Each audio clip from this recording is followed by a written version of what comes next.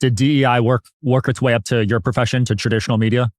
Oh, I think every major corporation in America, maybe with some exceptions, but I think corporate America generally felt like they had to engage in this because it is what the people who are running the country wanted. I know ESPN did for sure. I know, look, whether it's media or anything else or making washers and dryers, I don't know.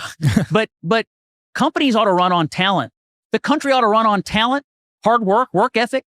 And I think that's what Trump wants, is a country and a culture based on talent and work ethic, not identity politics. Yeah. Democrats don't know what they've done to themselves. People hate this. They hate identity politics.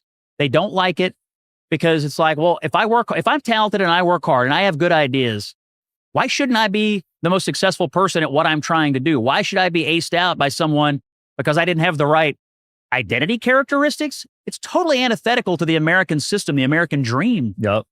Foisting this on people, they may thought it was a good idea at the time, but it was political suicide for their party, I think.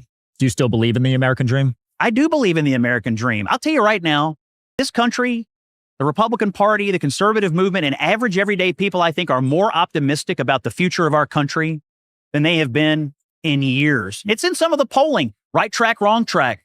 You can see there is green shoots of optimism popping up all over this country. I think people do feel optimistic. Some of it is we feel like we can be common sense Americans again. Some of it is they feel like Trump's getting the economy back on track. Some of it is, hey, at least we have a president again, and at least we're respected in the world again. I think Trump has instilled optimism in the country, certainly not among his political detractors. Right. I listen to their broken hearts and tears every night. Yes. On CNN, right? but for average, everyday working people who felt like the country was anything but common sense, just to feel like we're living in a culture of common sense again, I think engenders optimism about the future. I've got 4 kids.